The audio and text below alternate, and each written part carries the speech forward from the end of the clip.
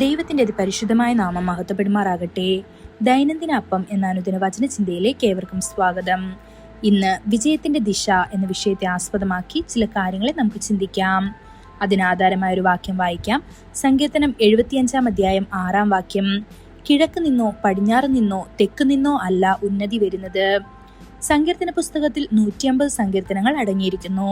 ഇവയിൽ 73 ദാവീദും 12 ആസാഫും 11 കോരഹിന്റെ പുത്രന്മാരും 2 ശലോമോനും 1 മോശയും 1 ഏതാനും എഴുതിയതാണ്. ബാക്കിയുള്ളവ അജ്ഞാതരായ എഴുത്തുകാരാണ്. ഈ സങ്കീർത്തനങ്ങളിലൂടെ ദൈവജനത്തിന്റെ ഹൃദയങ്ങളെ നാം മനസ്സിലാക്കുന്നു. ഇന്നത്തെ വാക്യത്തിൽ ആസാഫ് ശക്തമായ ഒരു സത്യം വെളിപ്പെടുത്തുന്നു.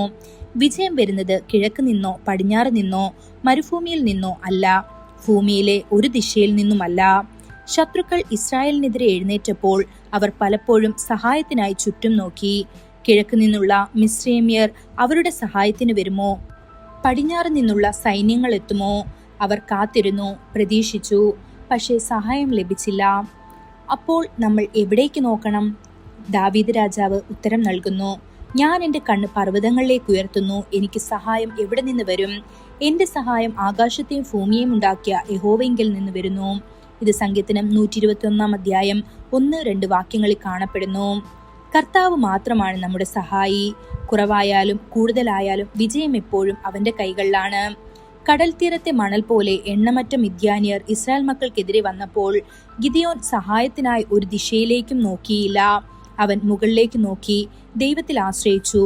വെറും 300 പുരുഷന്മാരുമായി ദൈവം തന്റെ പക്ഷത്തായിരുന്നപ്പോൾ അവൻ മുഴുവൻ മിദ്യാനി സൈന്യത്തെയും പരാജയപ്പെടുത്തി. അതുപോലെ ശക്തമായ അസിറിയൻ സൈന്യത്തിന്റെ ഭീഷണിയെ ഹിസ്കിയാവ് രാജാവ് നേരിട്ടപ്പോൾ സഹായത്തിനായി കിഴക്കോ പടിഞ്ഞാറോ നോക്കിയില്ല. പകരം അവൻ കർത്താവിങ്കിലേക്ക് തിരിഞ്ഞു.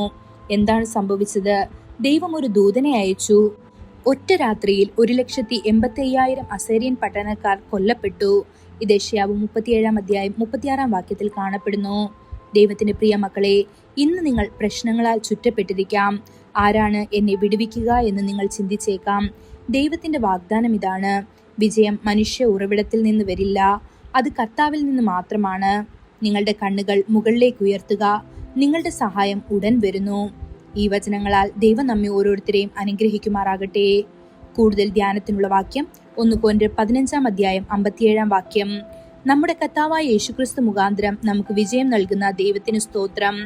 ഇന്നത്തെ ബൈബിൾ വായന രാവിലെ 2 രാജാക്കന്മാർ 1, 2, 3 അധ്യായങ്ങൾ. വൈകുന്നേരം ലൂക്കോസ് 24 അധ്യായം 1 മുതൽ 35 വരെയുള്ള വാക്യങ്ങൾ. ആമീൻ.